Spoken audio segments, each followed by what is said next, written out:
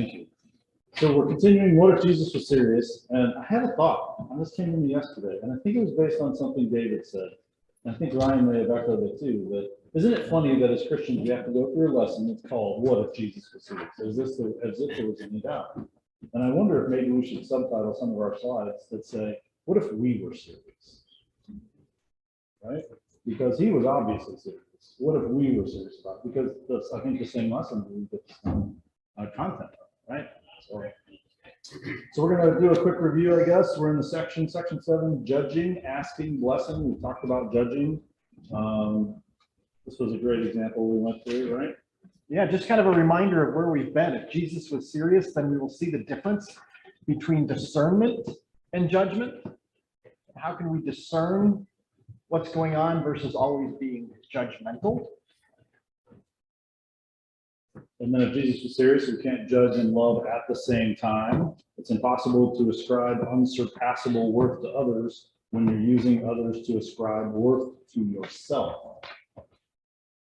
Good quote. And then last week, Ryan talked about getting a tune-up, re-examining and reevaluating. What did you guys think of Ryan's lesson last week? Pretty good? It was great, but we need like 3 hours. You need 3 hours. You know what I mean? He wasn't talking fast enough. You scratch the surface. Yeah.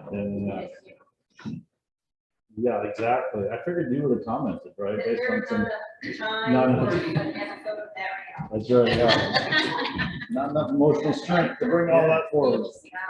Get that. So, well, some of the stuff we're going to talk about today is going to tie into this and what we've talked about previously: traditions, biases, assumptions.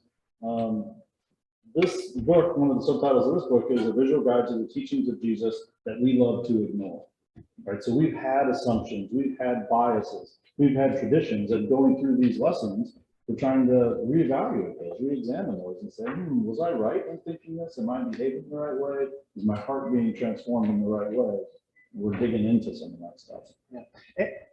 And I guess if we want to explore this more, I think one of the first things we need to do is, like Ryan did, make a list of some of the things, that maybe is embedded deep within us from our years past. We all have those things that if we went back to our parents and said, I got this from growing up, and they'd say, how did you get that, right? They weren't intending to that, but somehow we latched onto that. And that's probably happening with our kids today, even here. We're trying not to do some of those things, but it happens. So how can we make sure that we're continually reevaluating, examining, our traditions and biases and assumptions to make sure they're still valid? Well, Christina was raised as a Lutheran, and still kind of identifies as a Lutheran. And some of the stuff he said, she was just shocked. She's like, what? Yeah. And we said, you're lucky you came along when you did in our family, because Right. You're still working through it. Yeah. But trust me.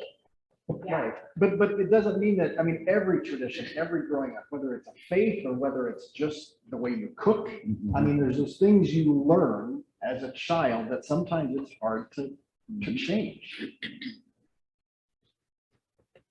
It can be exhausting, right? It can be exhausting. And that's probably part of the reason that we don't do it, is because it's exhausting, right? I've decided that, I know how that works. I'm moving on and doing other stuff. But then there's the history behind the history, like things that, unless you've studied the history of restoration, you don't even know why it is the way it is. And there was a guy that lived here up in the upper Midwest that shaped Ohio, Indiana, Illinois, and Missouri. Churches of Christ in those states are way different than Churches of Christ in Tennessee and the Deep South and Texas. There were these people that were basically like bishops, because they edited these papers, and he actually purposefully lived in Indianapolis because that's where the railroad went through.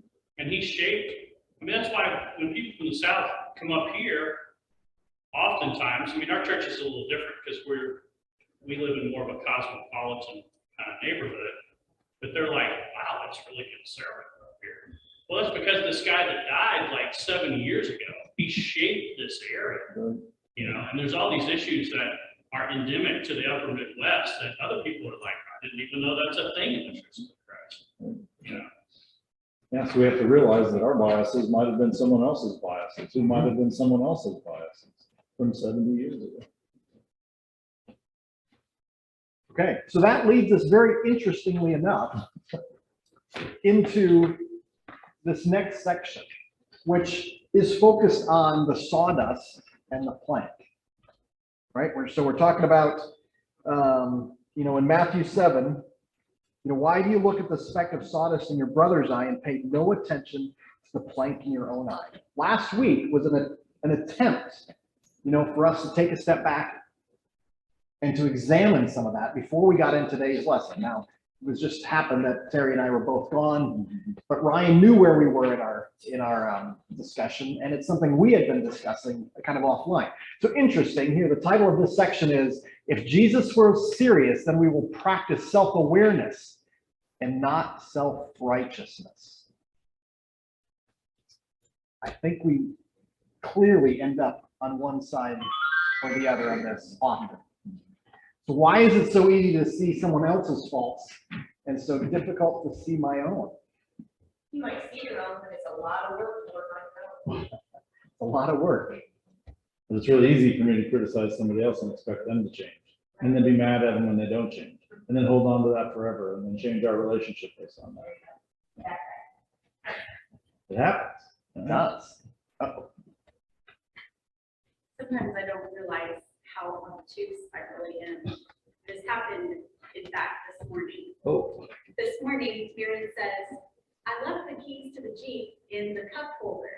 And I start fussing at him because he hasn't put it on the key holder where everybody puts keys. And later, he says, you know what's really annoying about that? You keep keys in your purse all the time.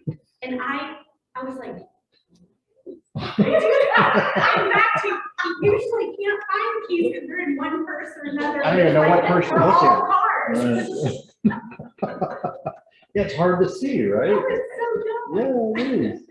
And 9 times out of 10, you probably wouldn't even have heard his feedback on that, right? You would just been mad that he said anything. Yeah. Because we have these biases, we have these assumptions, we have these traditions. Absolutely. So let's answer that question. Why else? Why else is it difficult to deal with our own plank, which should prevent us from seeing other people's specks, but it doesn't. And as opposed to working on our specks. Well, because I'm always right, really. That's the bottom line. Yeah. Quite honestly, that may be our first response to most things, right? Do we ever really acknowledge that we're wrong? Well, there's a difference between always being right and never being wrong. Those are different. That's right. They're very different. They're very different. It's it's kind of like when you're driving, you've always got a reason for what you do. That's They right. never do. If you run a red light, that's because you got bad depth perception. Yeah.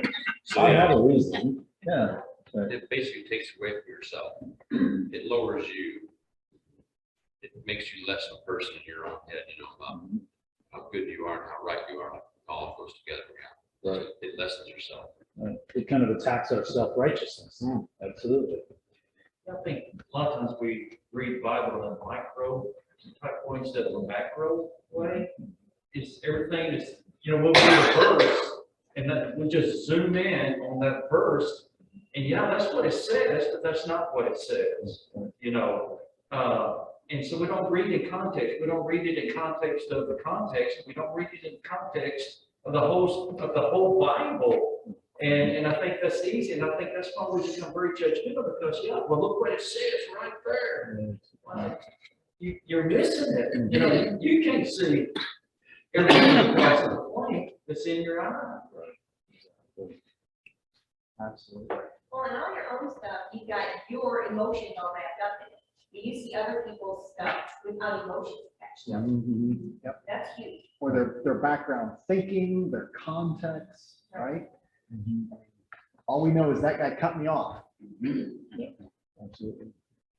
I don't know if I told this story after class or during class a couple weeks ago, but I watched an interview and I can't even remember, it was some figure, right? And this was the interview you were waiting for to find out what went on because there was so much controversy so much drama. There were two sides of the story, just one of those documentaries. You're like, okay, they're sitting down, they're gonna answer the questions. The first question the interviewer said, right, could have been anything. Could have attacked them, could have put his own biases on it. And instead, the interviewer said, tell us what happened. Right? No bias whatsoever. Just tell us the story. And so what if we could do that in our own lives? When somebody comes to us, or we have a bias, or we see somebody else's bias, or I'm mad, hey, tell me why you were driving so fast. Right? Did you have a reason? Let's start there. Let's start with why. Why was this happening? That's so hard to do. Because I want to put myself first and my own ideas first. I think sometimes we think that Jesus called us to fix everybody, but he called us to love everybody. And so we love first, and then in the context of loving people, then we try to help people, but we can't fix anybody. But for some reason, we try to do that without the context that he tells us first, we love. I like that a lot, right? He called us to love people, not to fix them. Too often we're trying to fix them. You're wrong, here's why. I just wonder what something like this Bible class would look like in, I don't know, like 1960s Deep South, segregated churches, you know, like, yeah, well, you know, yeah, we need to take the sawdust out of the, you know, blah, blah, blah, and keep black people out of our church.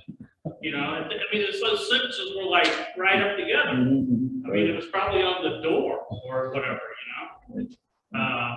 Or they were generous enough to have a balcony. You know, you go to a lot of churches in the South and there's a balcony. And if you don't know, that's there because that's where the black people went, if they were lucky enough to get in the building, right? I learned that and I was like, oh my God, I had no idea, you know? So it's like, but that existed for 100 years in the South, and the churches of Christ were spawned in the South. I mean, how much more denial, you know what I mean? Yeah. When we look at those people, you know, whatever that is, 7 years ago, we're like, oh my God, that's ridiculous. Right. And I just wonder what, so my mind goes, 70 years from now, what are people gonna, you know, in 2000, whatever that is, 90, something, what are they gonna look back at us and be like, oh my gosh, how ridiculous were they because they did X, Y, and Z. Exactly. Yeah. And that's why, you know, last week's lesson, continually re-examine, reevaluate all that has happened to us is very important. And it's one key reason why we need to be very self-aware. So what is self-awareness? It's that ability to take an honest look at ourselves without kind of the condemnation, you know, the right or wrong, but to really look and understand ourselves. So interesting, unfortunately I did this research like a month ago when we prepared some of these slides. So I don't remember all of this, but self-awareness, per the research, 95% of us believe that we're self-aware when actually only 10 to 15% of us are actually self-aware. Right? And that it is very ironic, yes, that we're not even aware that we're not self-aware. Exactly. Yeah. Yeah, it's kind of confusing. Yeah, but without it, right? How are we actually going to be able to see that plank in our own eye, right? And it kind of comes to the. We're going to go ahead. Okay, there we go. Okay. You know that old kind of joke. If you're trying to figure out who the black sheep in your family is, and you can't. It might be you, right? To a certain degree, that's kind of what we're talking about. Or this statistic, this is, I think, almost from 2 decades ago. In Detroit, the Detroit newspaper offered 120 families $500 to not watch any television for a month. So this was like 20 years ago, $500, quite a bit. 93 families turned them down. So 27 families took that $500 and didn't watch TV for a month. That's in Detroit. And that's in Detroit, yeah. The 27 families that did this reported that their lives significantly improved during that month. But as soon as it was over, they went right back to television. So they honestly assessed the situation, but they didn't do anything about it. And I think that's where we get into some of the self-awareness, right? Sometimes even when we do see it, we do nothing with it. So how can we, as Christians, be self-aware enough to actually do something with it? So here's the thing, right? So if 10 to 15% of us are self-aware, and we obviously can't diagnose ourselves. Right? That's kind of the hidden statistic there. Like, I obviously don't know what's going on with me. I can't figure it out. I'm not one of the 10 that knows what's going on in my tiny brain. So what do we do in that situation? We have to rely on other people. We have to rely on feedback. We have to rely on God's word. We have to rely on something besides myself. So what are the chances that 9 out of the 10 of us who are not self-aware are actually going to do that? We've just discussed how we don't like it. We don't like it when people give us feedback. We don't like it when people hold the mirror up for us. We don't like being wrong because it takes my self-righteousness down, my self-worth, my perceived self-worth down. So we might be stuck. We might be stuck. Well, too, like the passage we're reading, how can you give one feedback if you have a plank in your eye, right? So, it's like it comes full circle, right? Yes. First, you got to, and that's tough. Yep. That and humility, to make sure that we understand that we have blind spots. We don't do that very well. And so, yes, David. Well, I know we're going to get to it, but that's where Jesus was talking about the wise man and the foolish man. They both hear the same message, they see the same message, they see the same deeds, but yet, just like the people in Detroit, they take the foolish man took the easy way because it's easy. He didn't want to put out the effort. And you think about the pandemic, how a few months back, or like over a year ago, how many posts that we see on Facebook and other social media talking about how we had grown closer to our own individual families and how we were doing things we've never done, how we were seeing nature and seeing God and all of this stuff, and how our lives, in a sense, were better with that. But yet, just as soon as everything's been released, we went right back to what we were doing before, living 100 to nothing.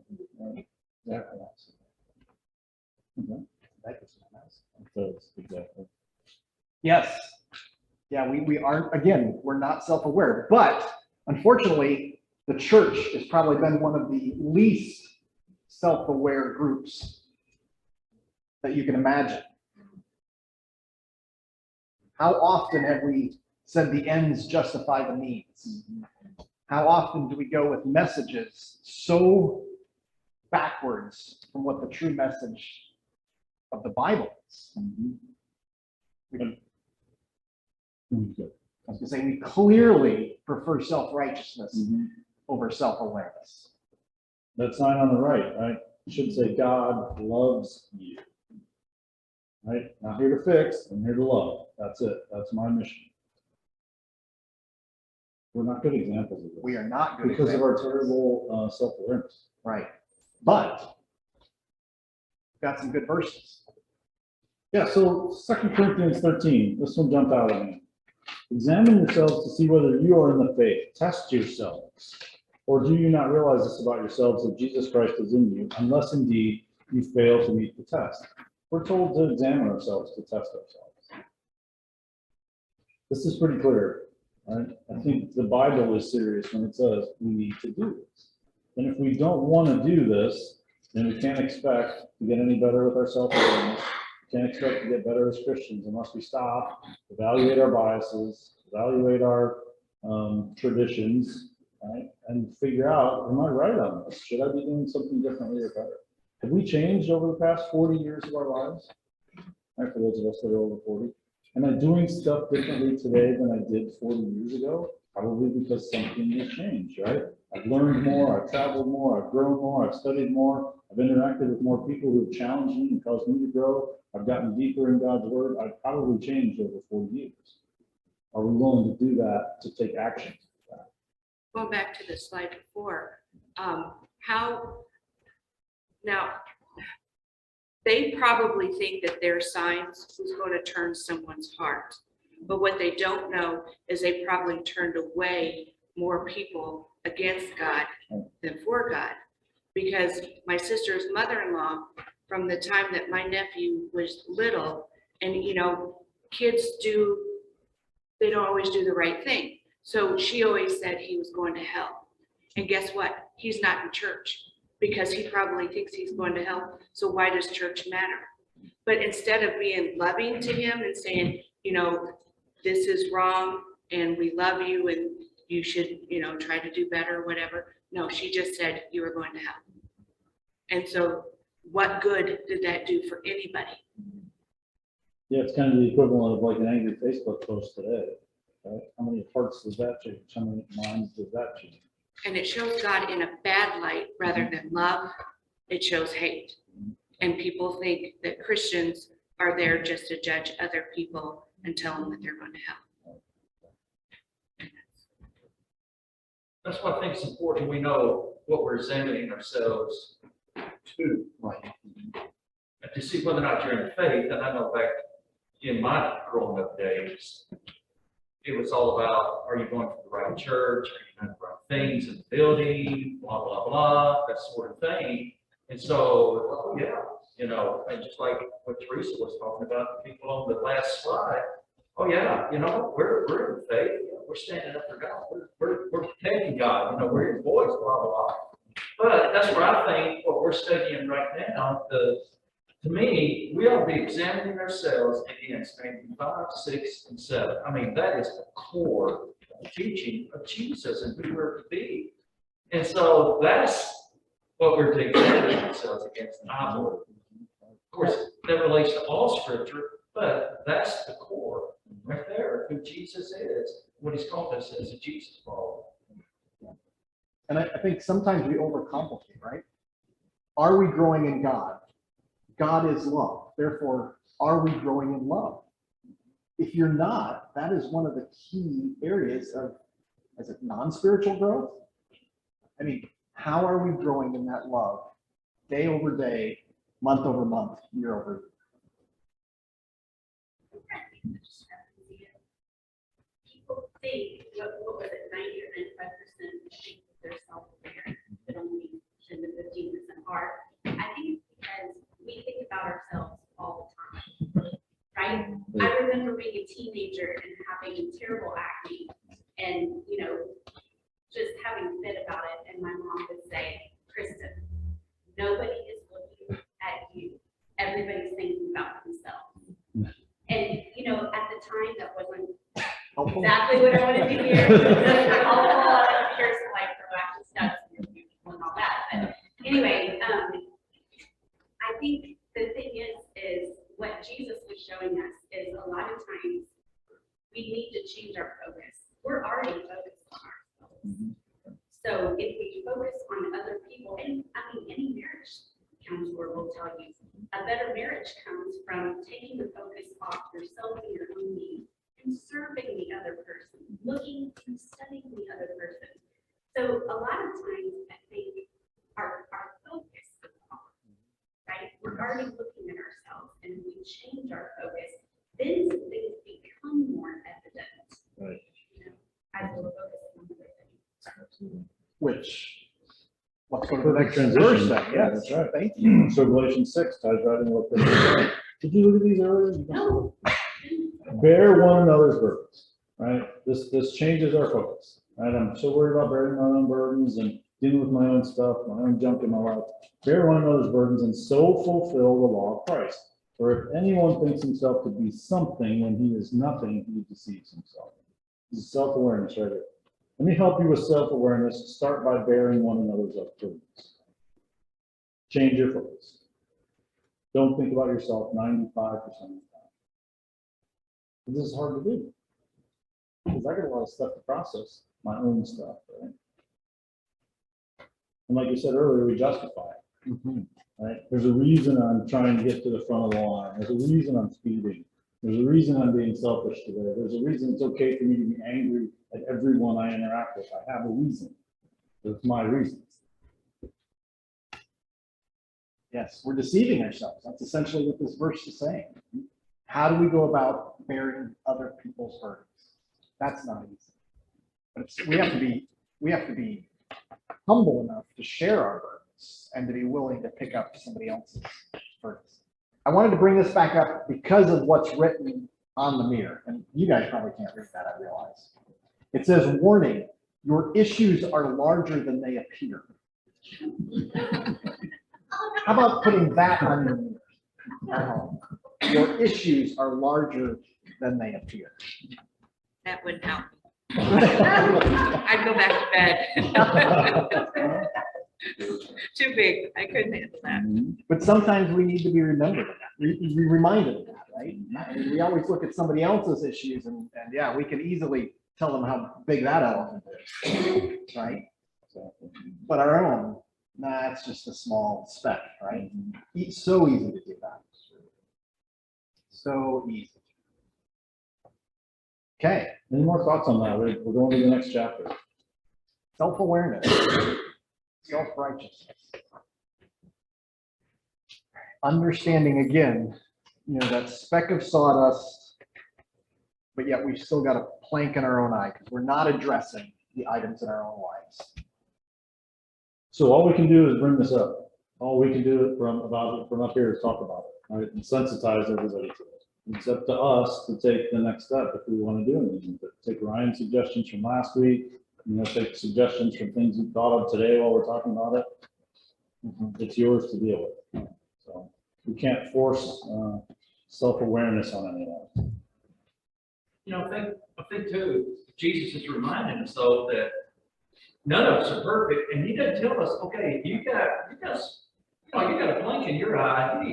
Hey, who are you to tell anybody anything? And so many times we as believers, we don't even approach each other at all. But in the scripture, he actually says, how can you think of saying to your friend, let me help you get rid of that speck in your eye when you can't see past the log in your own eye? Hypocrite, first get rid of the log in your own eye, then you will see well enough to deal with the speck in your friend's eye.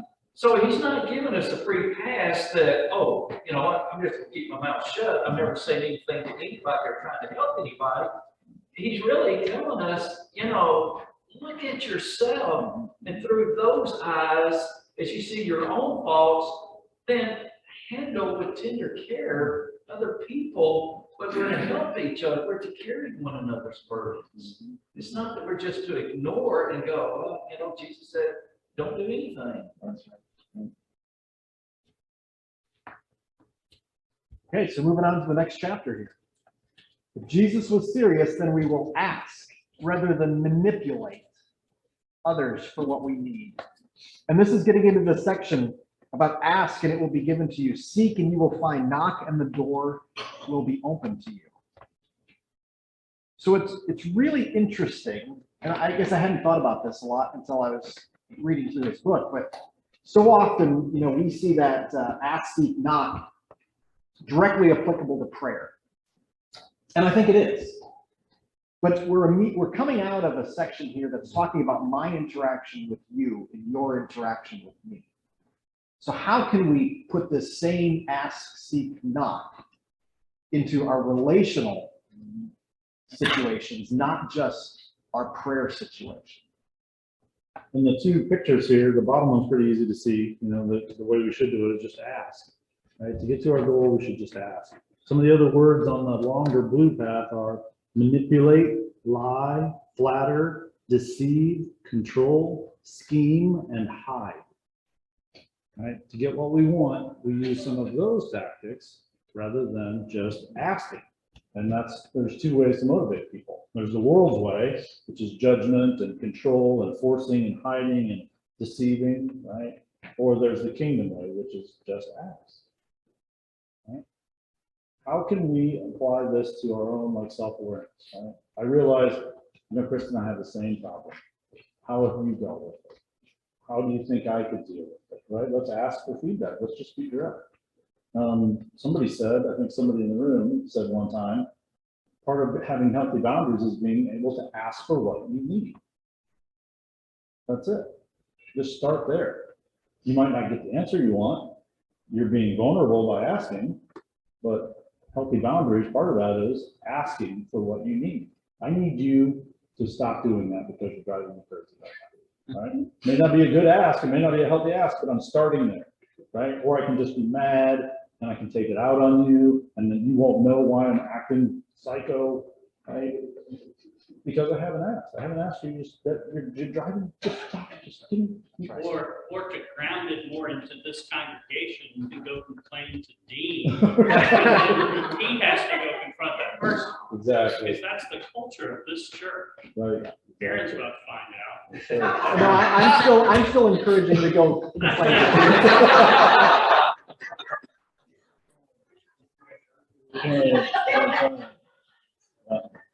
But don't you think that if you ask directly without going through all of that, lying and manipulating and flattering and stuff, don't you think you get more respect?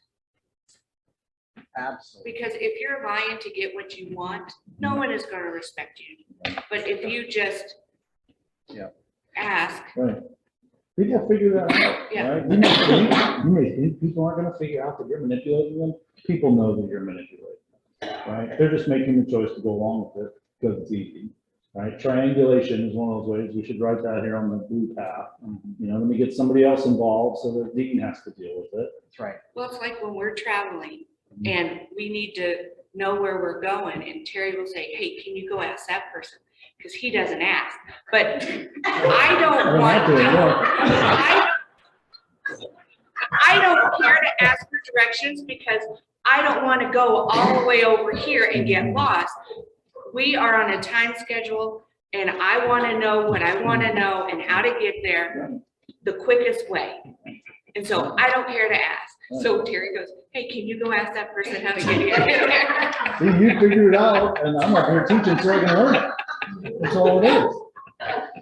Well, going back to what you were saying a moment ago, too, you asked directly, you may not get the answer that you were looking for. It goes back, I think, what Kristen was saying about our focus. Yeah. If I get offended because I'm trying to help you, and then I ask you directly, and you don't tell me what I want to hear, Right. and I get offended, well, then who am I really doing it for? Right. So, and that's a learned response, right? Right. I asked you to stop doing that. You didn't. Okay, now I'm going to make it a bigger issue. I'm going to do something that'll annoy you. I'll do, right? Rather than, right. So now we don't just go directly and ask, which I think is the same way we approach God in so many ways, which I think is why this also really applies to prayer, right? We asked for something, it didn't happen. Okay, now we got to figure out how to manipulate God into making it happen. Right. Just like with the way we deal with people. And it's difficult to ask, and that's where we're heading, right? It requires us to be honest and vulnerable about our intentions, and it comes with that risk of rejection, and we hate rejection. You guys just reminded me of an example that I was working with a guy out in the field, and he was cleaning up and I was cleaning up, he was finishing something. I was rolling up his extension cord. He's like, you're rolling that up all wrong. I had a guy show me in school how to roll up an extension cord. I'm like, okay, well, how do you want me to roll it up? Because everybody's got their own way they roll up extension cords. For those of us that know extension cords, right? So he's like, well, I'm not going to tell you. You just got to figure it out. And so what are my choices at this point, right? I can escalate this situation, and which I wanted to do on the inside, but I don't know, it was the spirit that says inside of me, and it came out of my mouth. I said, well, somebody showed you, right? And now you won't show me. Does that seem fair? It's like, yeah, all right, here's how it goes. I mean, his countenance changed, right? So I was asking, and I changed the way that I asked so that, neither one of us got heated. I didn't get, right? I just like, okay, if you don't want to show me, that's okay, but somebody showed you. So we have to be creative and figure out, if I'm going to ask, if I'm going to be vulnerable and take the risk of rejection, I've got to be prepared to be rejected, number one, but number two, right, maybe it'll work out. Maybe I should just start by asking. I won't know unless I ask. And a lot of times when this is most critical is when we're in the heat of the moment. If everything was calm and peaceful, then I could probably ask him for that. But that's rarely when we really need to stop the manipulation and just ask. Reminds me of marriages too. A lot of times a wife will, and wish her husband could read her mind and bring her flowers or pick a romantic restaurant. And he said, where do you want to eat tonight? You know, and family around, and actually, if you just said, I'd like you to take me to Connected, he would be like, okay, Absolutely. let's do it. That's it. Right. So same, I mean, same, Hang on to your like, wall. like, I said, Hang on to your wallet. hang on your wall.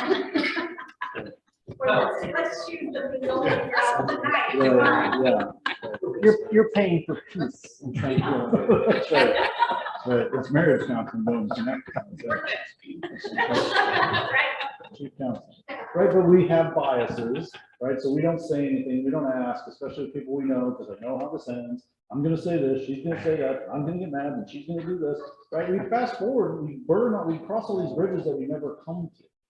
Because we just won't stop and ask and change our biases and change our self-awareness. Go, hey, you know what? Man, I'd really like to go to Connected tonight. And I know that it's expensive and I know, but it's our anniversary. And this is very important to me. If you don't want to, that's okay, but I've asked. You know, marriage relationships are one thing, but it's a whole other thing when it's like, you know, somebody way over there that I don't know. Right? And if they offend me, I mean, I know my spouse, right, pretty well, but if it's somebody I don't know, I said pretty well. If somebody I don't know, it's a whole different thing. Like, where I learned about this a lot was in singing in a choir. So it was an 80-member choir, and then you got some dude back here that's flat as a pancake. And you got to be like, come on, get up on the note. You know, you have to give people feedback in real time, or else your section is like, your whole section will go flat. And by the end of the song, you're half a step down below the sopranos. You know, and so that was a real challenge. And some people just did that very aggressively, like the snap. And some people, like there was this guy, Brian Baker, he was the head of our tenor section. He was really nice, but he would put his hand on your shoulder and between the song and be like, you went down. You know, he was like really good at giving feedback that was like direct and accurate, you know. Whereas like my really close friend John, he would, oh gosh, he was not nice about it. He would do this, you know, like in front of somebody's face, like you're flat. So a lot of this too is like how you do it, you know, especially when it's like somebody that you don't know very well. You know, because we had to have discussions about. Right. Well, you're bringing up the exact point about relationships, right? So do we know people well enough that we can give them direct feedback and then not take it personally? This is not about you being terrible human beings. It's about you just, hey, hit that note, man. Just go up a little bit. Right? They may not know. They may not have the self-awareness to know that they're off a little bit. So give them a little bit of feedback.